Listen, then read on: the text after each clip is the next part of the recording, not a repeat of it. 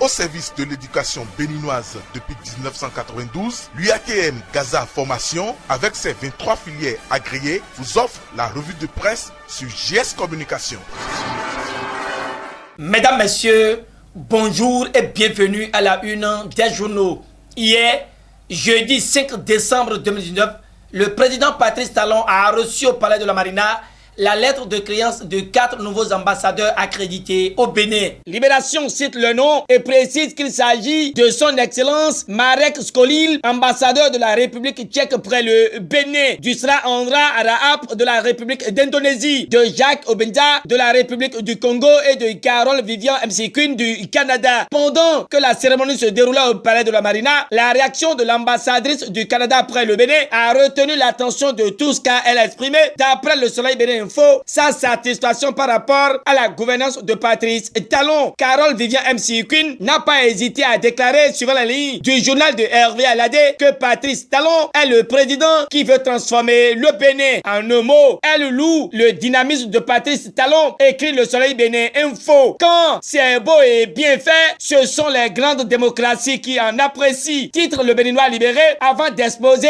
que le Canada salue la révision de la Constitution du Bénin. Voilà qui valide de nouveau, à la suite de la communauté économique des États de l'Afrique CEDEAO, notre Parlement rallonge le journal de Aboubakar Takou. À la lumière de ce qui précède, Émergence Info voit que la diplomatie béninoise se montre offensive. De plus, le ministre Aurélien Agbenossi reste optimiste sur la réouverture des frontières nigérianes, précise le Soleil Levant, car il rassure selon le Télégramme, suite aux questions à lui adressées par les députés ce mercredi. La dégénérescence de cette situation favorisera plus d'un et désengagera le port autonome de Cotonou qui a en son sein près de 500 conteneurs de marchandises abandonnés. Matin Libre étale cette situation qui n'est pas sans répercussion sur les douanes béninoises avec la baisse des recettes douanières. Une évidence, conclut Matin Libre. Voilà qui amène Point Média à expliquer que la faim élargit son périmètre au Bénin. Du coup, tout devient cher et sans y remédier, l'on découvre les travailleurs sans salaire, déçus des situations pareilles. Point Média ajoute que le SMIC demeure dérisoire dans une atmosphère où l'emploi est précarisé et dénaturé avec des licenciements quotidiens sans possibilité de se faire dédommager. Et pour y pallier, Dynamisme Info invite à faire le bilan politique de 2019 pour d'heureuses perspectives en 2020.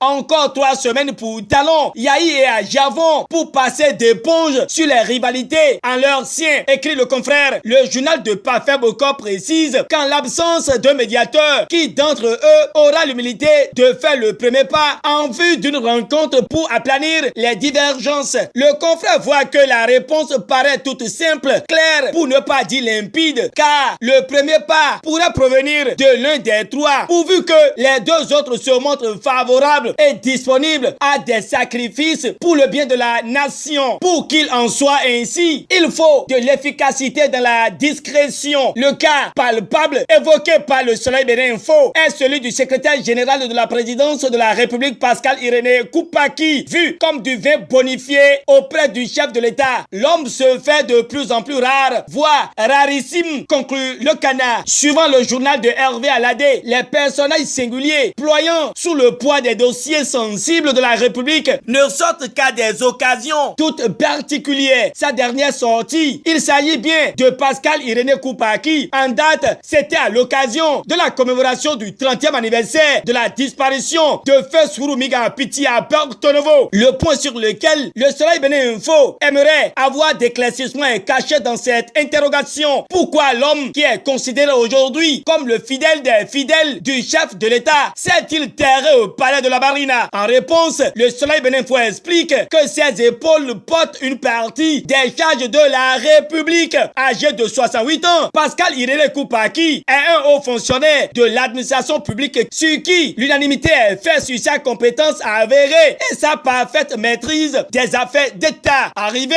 5e au thème des élections présidentielles de 2016, Pascal Irénée Koupaki a pesé lourd dans la coalition de la rupture, ayant porté le chef de l'État au perchoir. Citant les différents postes occupés au sein de la rupture, le Soleil Bénin Info fait savoir que Pascal Irénée Irene Koupa qui a contribué de toute son expérience aux réformes en cours actuellement dans notre pays. Informé de sa finesse, le Soleil Bénéfo répond que Pascal Irene Koupaki est l'homme sur qui reposent les orientations stratégiques du gouvernement, dont les résultats commencent peu à peu à se faire sentir sur le terrain. Le confrère ne manque pas de citer les dossiers dans lesquels le nom de Pascal Irene Koupaki est cité. Mieux, les allégations dissipées sur lui dans le public. Mais l'homme oppose à tous les assauts du mal son humilité et son savoir-faire. Membre influent du parti Union progressiste, Pascal Irene Koupaki contribue aux réformes politiques en cours au Bénin en mettant à disposition sa riche expérience politique, somme de plusieurs décennies de parcours. S'invitant dans le débat, l'écho clame que la liberté de parole et d'expression est en péril sous le régime Talon. Et pour cause, l'auteur de l'article dénonce que le pouvoir s'en prend une fois encore aux jeunes de l'opposition. Le cas soulevé ici est celui de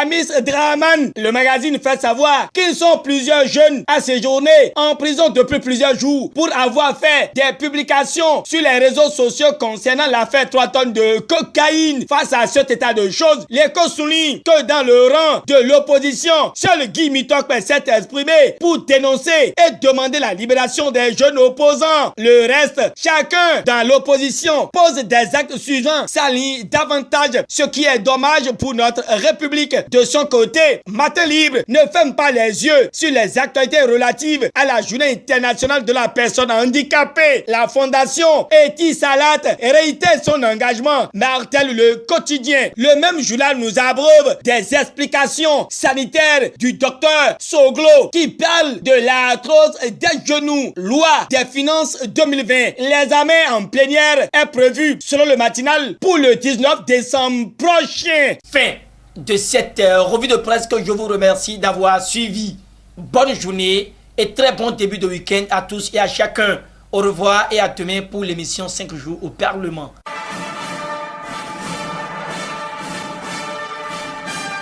C'était la revue de presse en fait par l'UATM Gaza Formation sur GS Communication.